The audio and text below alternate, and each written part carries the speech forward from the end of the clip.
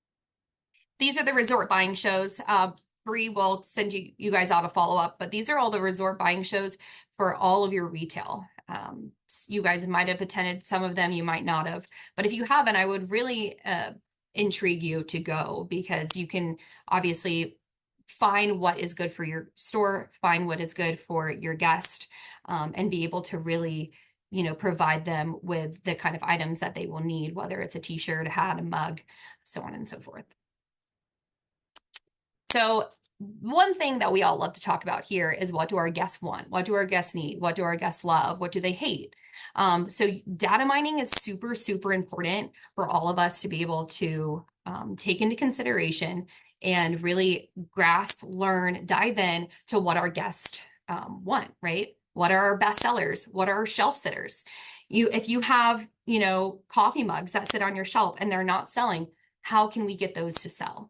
Right? If you have t-shirts that you think are super cute, but they're not selling, well, maybe they're not as super cute as you think they are. So you might need to go back to the drawing board and figure out, what kind of stuff that your guests want. Same with food and beverage. Maybe your people are more Coke people versus Pepsi people. So then you need to be able to go back to the drawing board, and figure out, what avenue, what direction that you should take there.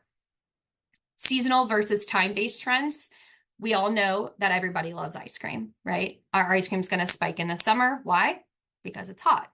But people still love ice cream in the off season as well, when it's a little bit chilly. But for a benefit for you would be to obviously upcharge it during the summer and maybe make it a little less for our snowbirds or our weekenders that come and stay with us, or our long-term stays, right? Customer preference and purchase patterns are key as well.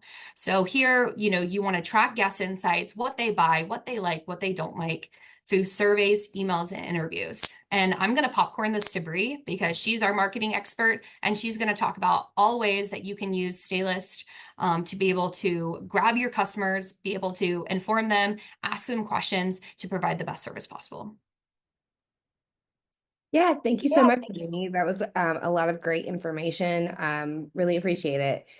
And so I'm going to share my screen. Can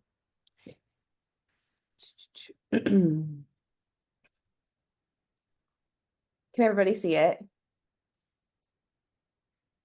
Good. Awesome. Thank you. And so these are just some tips and tricks to kind of make the most out of the POS system and menu. I would like to add, when it comes to data mining, I don't have a slide on it, but a good thing to always do is, if you want to figure out what your guests are looking for, just ask. Send surveys out. Those are really easy to do out of our CRM. We can send emails. You can send a Google form and be like, what were you looking for in the camp store that you didn't find? What's something you'd be interested in looking at? And you'll be surprised at how many people want to help and want to be included in those conversations. POS menu is not your guest menu. So they want clean visual menus, and there's a lot of good free resources. So I literally put this together in like 2 seconds. If like you can scan that QR code and it goes to, let me make sure. Can you all see this? Can you see my screen now? Where it's the menu? Perfect. So, and then I made this menu literally in 2 seconds. Chase is going to show you how to set this up in the POS, but just to show you how easy it is to make it accessible, make it flow where it makes sense. And you can put in those little ideas that Courtney shared, whether it is, getting catering in and upcharging and then creating a meal or a menu, or if it's you having a small like fryer and being able to turn out some, some cheese pizza out of the microwave or chicken tender basket out of the fryer. Just quick, easy things to do that get your guests engaged in spending money at your store. Um, and then Canva's a very easy. They have a lot of good templates and it's free. So we always want to make it just easy, appealing, and free is always my goal. And so I'll go to the next slide. And so, just some design tips is design for browsing, not just reading. So, like I said, by different categories. So appetizers, entrees, like you want people to kind of that storytelling flow. Use clear and short names, and top right is always your sweet spot. So even that when that comes to stocking your shelves, doing your menu, just remember where are people's eyes going to go? And so if it is something that's not selling as well, sometimes putting it in that prominent spot will help it sell. And just photography. I know I've said it 1,000 times, like content, content, content. But, natural light, I even put like an example of like what that harsh light versus that natural light is. And so, overhead, we've all seen it where like you do the overhead in the 45-degree angle just to make sure people understand and make it look as appetizing with as much details as possible.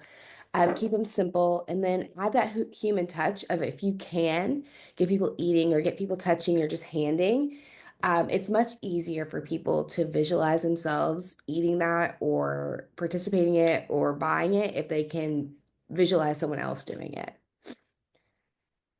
And I'm going to go to our next slide. So promoting your menu, or promoting some of your camp store stuff. So, within our CRM, we talked about last week, we talked about sending out those email campaigns. That's a great place for on your confirmation emails to be like, hey, remind people of the camp store. If you're running any specials, if you're running, if you're going to have like a Taco Tuesday bar or something like that, just so that people can prepare and bring extra cash.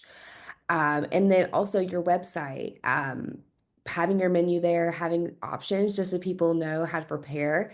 Because I know I am a spreadsheet type of lady. So if I'm going somewhere, I create my spreadsheet of like their website, their menus, all the things. And so people love being able to go back and reference that. And then also in your Facebook and Instagram stories and highlights. So let's say you're near the kitchen and someone's cheese pizza just looks really good. That'd be a great opportunity to get in some natural light and just capture a quick photo, pop it to your stories, and be like, try our pizza. It's delicious. The more you can talk about it organically, the more people will be wanting to try it. And then as I talked about earlier, QR codes and just making it easily to access. So making sure you're putting those QR codes that you can generate free. All you have to do is Google free QR codes, and there's a lot of generators there. And post them wherever you can. So if you can put them on by the pool, by the front desk, even by the bathhouses, by laundry, anywhere you can put to help promote yourself.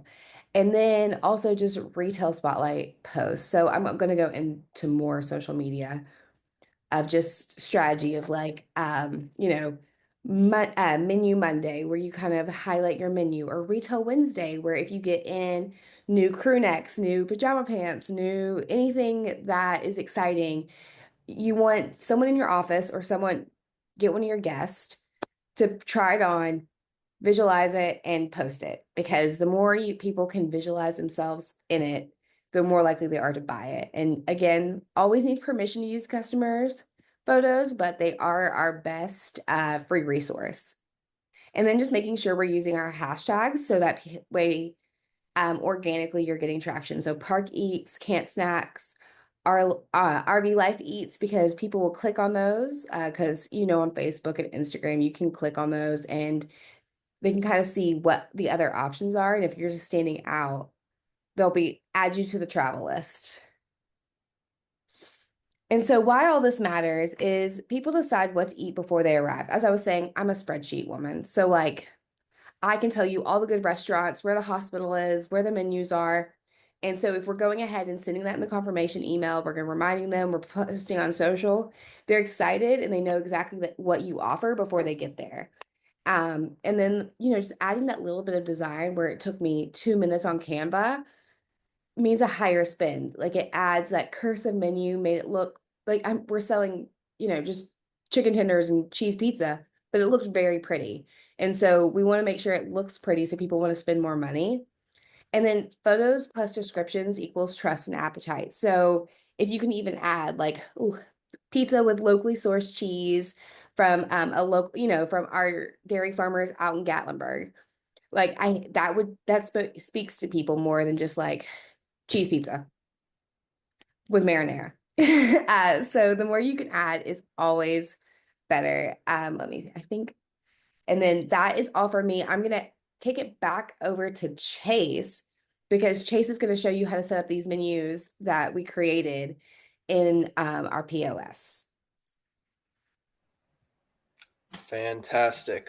I will start sharing my screen here, and then let me know when you guys can see it. Good to go, Courtney? Fantastic. Alrighty. So what we're going to be doing is we are going to be putting these items into Staylist so we can actually use them and start selling them. So the first thing that we want to do is make a menu. So cogwheel, point of sale, and menus. So once here, we want to click on the plus over here in the top right corner, and then we are going to call this one Snack Shack. And now we can click save. And right now we'll just mark it as active, and we're good to go from that standpoint. So now what we want to do is make the point of sale categories. So we will go cogwheel, point of sale, and categories. We already have some in there for my camp store, but we're going to make some new ones. And starting off, we're going to go over here, click the plus on the top right again. And the first one we are going to put in is going to be appetizers. Then click save. And we'll leave these blank for now. If you want to, you can attach a GL code to it. And we're not using catalog, so I'm just going to go ahead and save this. The next one we're going to do is going to be entrees. Save on that, then just save again, and then back right up to the plus. And now we're going to do desserts, save, save, and then one more is going to be our drinks. And save one more time. So now that these are made, we can move on to adding in the individual items themselves that we're going to put into the appetizers, entrees, desserts, so on and so forth. So for that, we're going to go cogwheel, point of sale, and items. And like earlier, we already have some items in there from the camp store. So t-shirt, for example, firewood. So let's go ahead and get some actual food in here. So top right corner, going to click the plus. And the first one we're going to put in is going to be fried pickles. So go ahead and save that. And then if we want to, we can turn on or off stock control. I'm not going to be counting how many pickles we have. We're just going to be selling lots and lots of pickles. So the cost for this, we're just going to put in as $2, and we're going to sell it for, let's say, $4.75. Then what we'll do right here for category, this is a drop-down menu. We're going to go ahead and mark that as appetizers, and then we'll just do point of sale as the tax. You can attach a vendor to this if you'd like to. I'm going to skip that. Also skipping options as well. And what we want to do now is just attach that menu that we made earlier, which was the Snack Shack. So now we'll go ahead, click save. And now let's get the next one in, which is going to be onion rings. So I'm just doing the same step as before, going in. I'm not going to take stock on my onion rings. Let's say my cost on that's $3 and I'm selling this one for $7. Under category, going to do the appetizer again, tax, point of sale tax, and then lastly, Snack Shack as the menu. So this might get a little repetitive, but that's okay. We're going to move on to the entrees now and put in, firstly, the chicken tenders. So chicken tenders, click save. Cost on this 4, sell that for 9. And now we're going to go for the entrees. Same thing with the point of sale tax. And then we're going to mark this as Snack Shack menu. Now, with us putting in the entrees, we're going to take this one step further. If we click on the advanced tab up here on the top right, we have this box here, preparable override. So we're going to mark these chicken tenders as preparable. So then once someone purchases these chicken tenders, they will show up in the kitchen display screen where the chefs can click off, yes, I've made the chicken tenders. Yes, I've made the cheese pizza once we get to that stage, so on and so forth. So now go ahead and click save. And now back to the top right. And now we're going to add in the cheese pizza. Same thing on this. You can track costs if you would like to, not required. Entrees for the category, tax code, point of sale, Snack Shack once again. And we're going to mark this preparable over in the advanced section as well. So it'll mark for the chefs. All right, the next one we're going to do is the desserts, which we're going to add in a chocolate cake. Stock, we'll do stock on this one. Let's say that we have currently 10 cakes.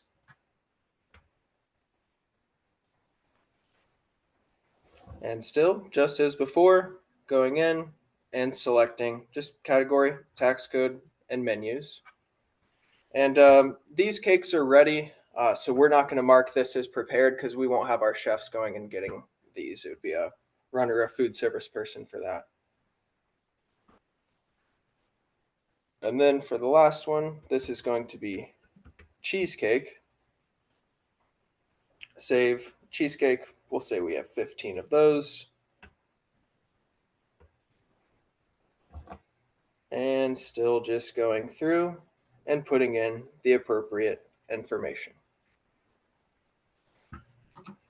And last but not least, now we'll put in our drinks, which to save you guys some time, I'm just going to say bottled water instead of putting in multiple drinks.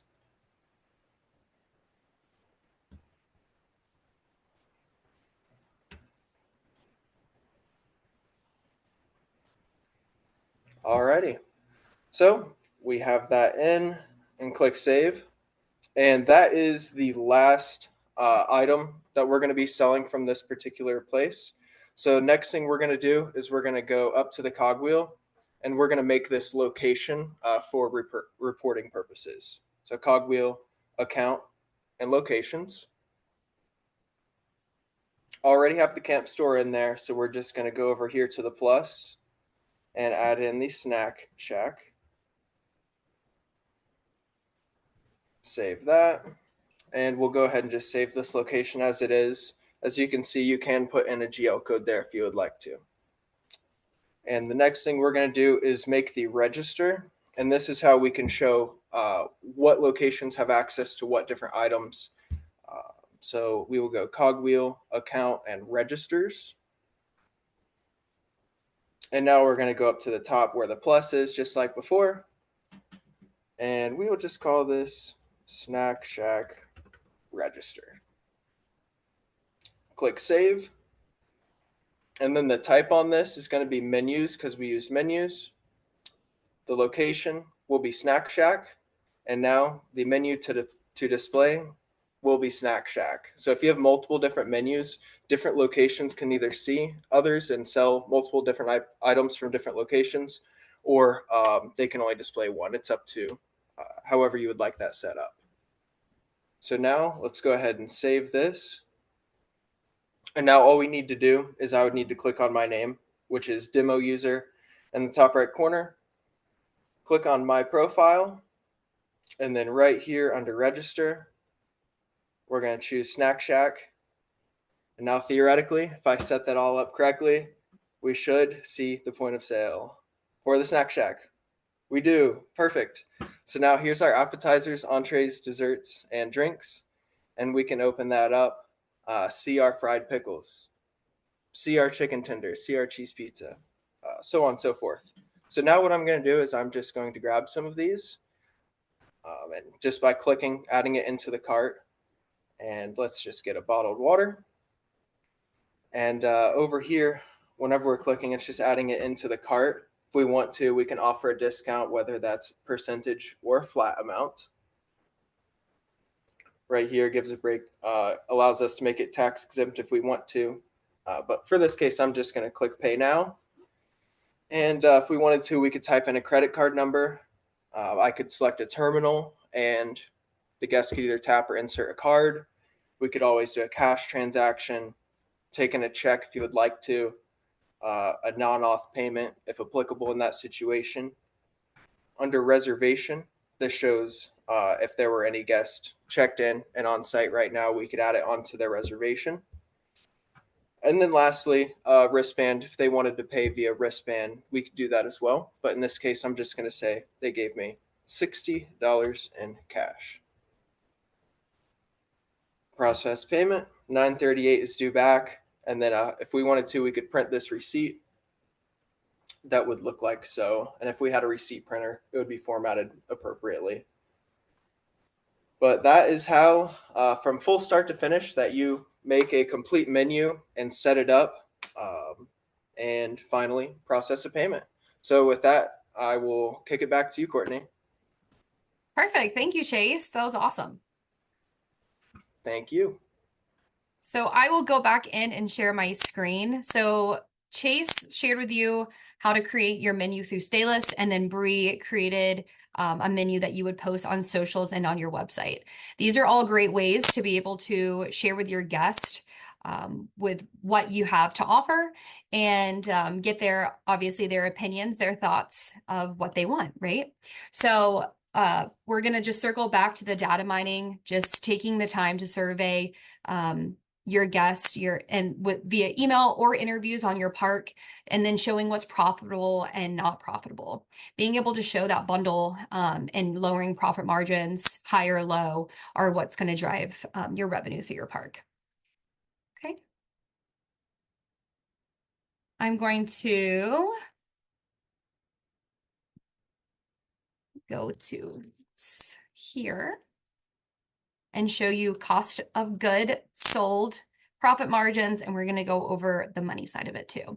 So obviously Chase showed you where you can put how much one of your items would be listed for, and then how much you're going to sell it for. And that's all going to be super important when it comes to reporting, so that you guys will be able to know where your money's going, how much you're spending, or how much the guest is spending, and how much you are either losing or you're profiting off of certain items. So here are general guidelines when it comes to cost of goods sold. So typically whenever you have food, beverage, and retail, this is going to be a breakdown specifically of the different types of food, beverage, and retail that you could have in your store. But typically what you're going to charge margin-wise is going to be anywhere between 55 to 60% on average. Obviously you can tell clothing is going to be 40, tobacco 70 if you choose to sell that in your camp store, but everything's going to be more specific to and geared to whatever you're selling and when you're selling it, right? So cost of goods sold is price minus the wholesale cost. We're going to be able to, really be able to tell what we're profiting off of and what we're not, based off where you're taking your margins with your cost of goods sold, and then giving your purchase price. So what you're going to do, if you have a note out to take some notes, cost of goods sold divided by 1 minus a percentage, right? So 1 minus 0.60 for 60% is going to equal your sell price. So that's how you can take whatever you're purchasing and be able to really tell how much you want to upsell it for, to recoup your initial cost, recoup well, I'll dive on into that in just a second. But when it comes to food and beverage, different costs associated with that, different costs associated with retail, and then be able to have your selling price at the end of that as well. So here you can see selling price versus COGS price versus profit. The yellow is going to be the selling price, your orange is going to be your COGS price, and then your pink is going to be your profit. Now, when you're looking at that, food and beverage, when it comes to cost of goods sold, is going to be your ingredients, is going to be your packaging, whether it's napkins, silverware, the box that it comes in, the pizza box, the styrofoam tray that you're providing, or even if you sell little boats and you have that little slip of paper that your food's sitting on, that's included as well, along with your beverage costs. So if you do a combo price, you want to make sure that you're taking into consideration the cost of the cup, the lid. If you have, like a Coke machine, how much does that cost per fill, right? So you're going to take that, and then when it comes to the retail side, it's going to be your wholesale price side, how much your t-shirt costs, and if there's any delivery or shipping fees associated with that. You're going to take all of that into your cost of goods sold. That's how you're going to come up with that price. Once you have that price, then you can set your margins, which will give you your selling price, and then you can see the difference. Obviously, the selling price for a piece of pizza is $10. You're making almost $6.75 on that. and then it only costs you about $2.75. So you're over here making $4 just off of a one slice of pizza. That's crazy. So if you're not taking the time and really diving into the math, we can even, I have a Excel spreadsheet that we can attach to a follow-up email as well, where you can type in the percentage that you want, and it's going to give you exactly what you should be selling it for and what you should be entering it into Staylist for your actual cost of your good or your food. So make that money. I know that we're all here. We want to provide the best customer service. We want to provide the best guest experience whenever they come to property. But at the end of the day, we're a business, right? We're a business to provide a service, to provide an experience for all of these guests at our RV park. And with that, we need to look at high margin items. Are our high margin items the ones that are like beverages, ice, snacks, firewood, ones that we know that they're going to purchase while we're here? And then maybe we make ones that aren't selling so much, a lower price item. So you're making up the difference here or there. So you really need to be able to dive into your reports and look and change and alter ways to be able to maximize your revenue when it comes to all of your high price or low price items. Circling back on marketing, digital signage and your point of sale prompts to upsell. So for example, if we're doing a slice of pizza, right? And then you're like, oh, would you like some extra cheese with that? Well, let's just say cheese costs 10 cents, right?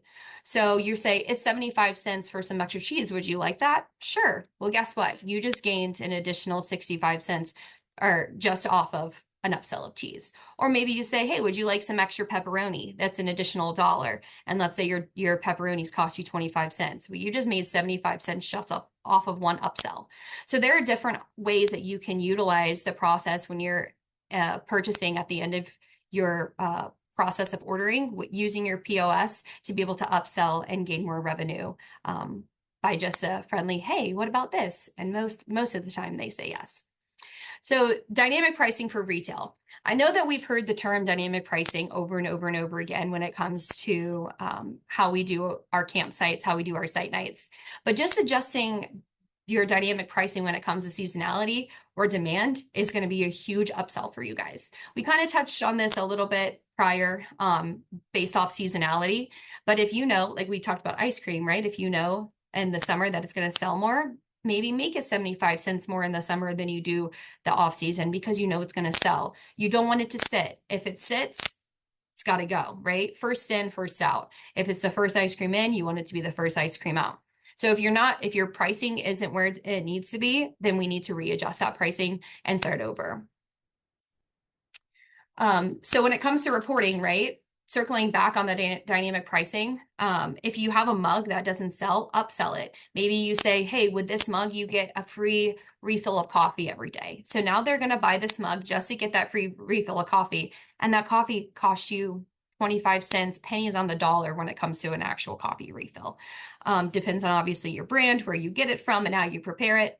But if you take, items that aren't selling, you can use upsells to be able to circle back and recoup that cost that you might have spent just to get rid of that item and then never buy it again because it doesn't sell very well. So all of these data-driven decisions are reflected within your reportings, right? So you know that by putting in that cost, putting in that purchase price, this is how much money that we're recouping. Using your POS and the analytics that provides are going to track your best sellers, track your guest insights, be able to show all of your seasonal trends and your dynamic pricing that you might not have known that existed by just taking the time and reading over your data. It's really important and key features to take into consideration when you're looking at, what you're going to do for the next season. Maybe you look at your mozzarella sticks and you're like, oof, those didn't sell very well, but our jalapeno poppers did.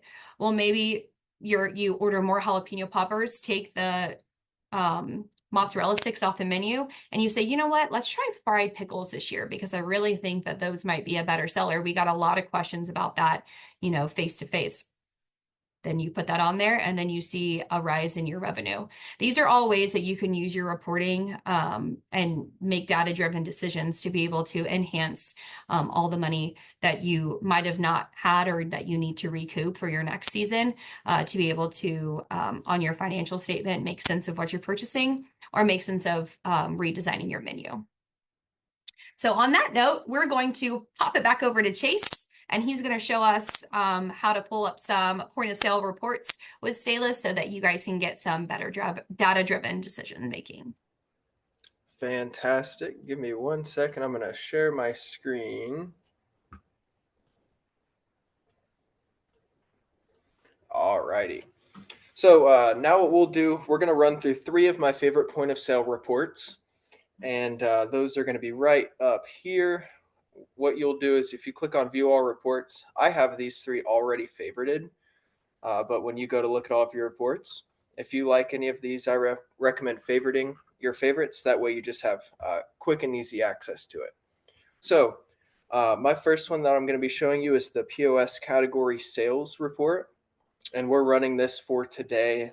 So we can see I sold 4 appetizers, 1 clothing item, 4 desserts, 2 drinks, so on and so forth.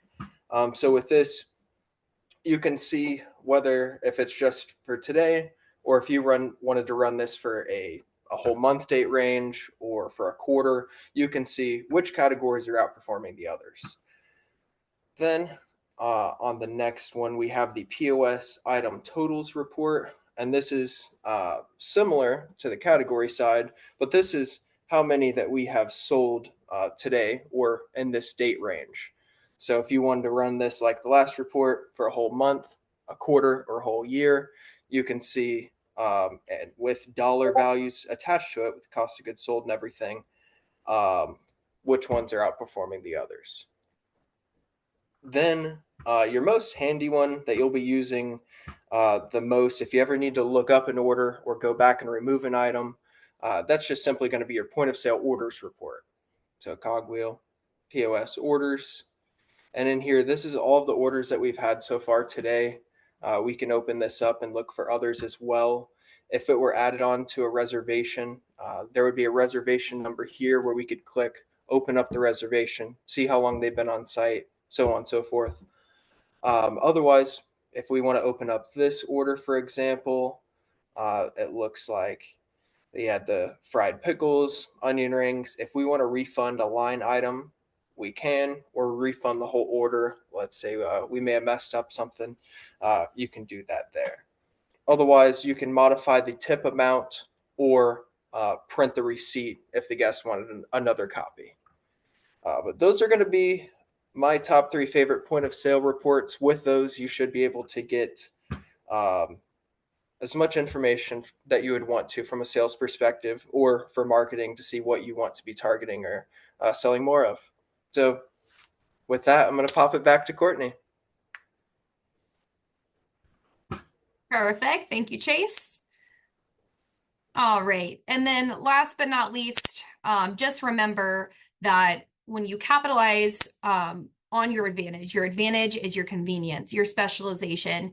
It's your brand, it's your service. So no matter how big, how small you have a retail space or how big or how small that you have a food and beverage location, you can always base it off of convenience, your brand, and what you can offer to these guests. It is super important to know that you are their one-stop shop for everything that they need, whether it be a little thing of ketchup, an ice cream bar, or maybe a sweatshirt because they're a little chilly. This is the place where you can be able to make your second, like I said, revenue source the highest in your park to be able to recoup some of that money and be able to provide that experience and that culture for your guest. So now we will open the floor to any Q&As or questions. I know that there was one in the chat and Chase responded to that. So if there's any additional questions, we will take that time now.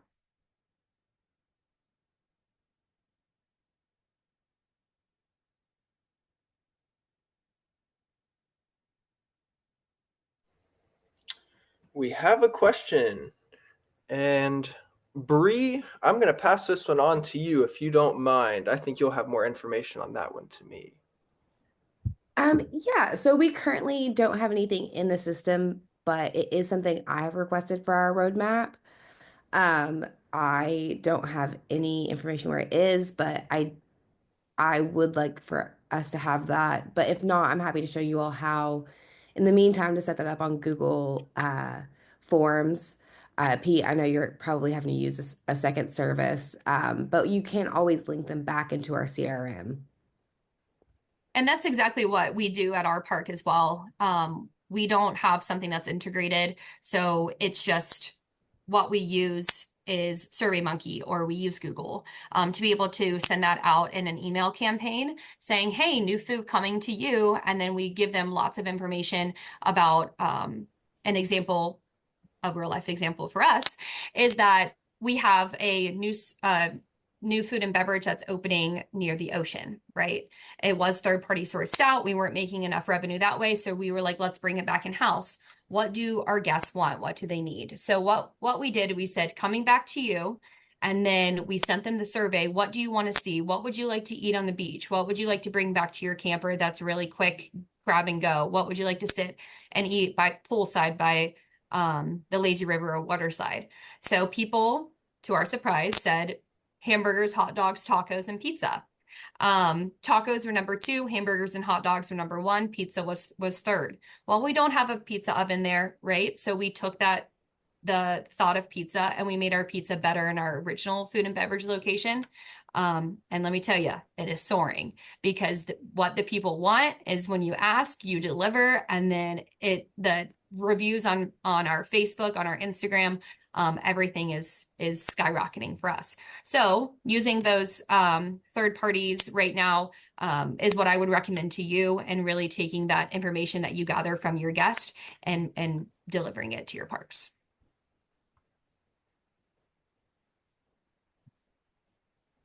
Awesome. Thank you, Courtney. And I saw the new one come in, Shonda. I will take a peek at this off the call. That way I don't share my screen and show any of your stuff. But I'll take a peek at this and I'll get with you. Awesome, Chase. Of course. Any other questions?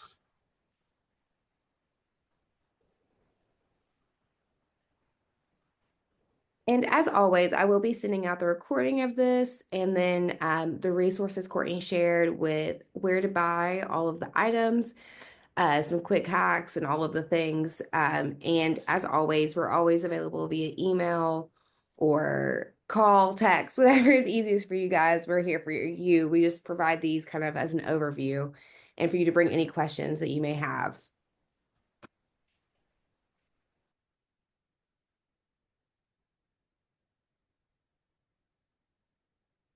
Great. Well, if there's no more questions, we'll go ahead and wrap it. Courtney, you led it and did a great job, and we really appreciate you. We're glad to have you here. Thank you. That was very kind of you, Shonda. Thank you so much. We want to help you all find the profit, and we want to help as much as possible. So always feel free to reach out. All of our email addresses are just our first name here at staylist.com. So always feel free to reach out, and we'll be seeing you all in 2 weeks. Bye, everyone. Bye, thank you.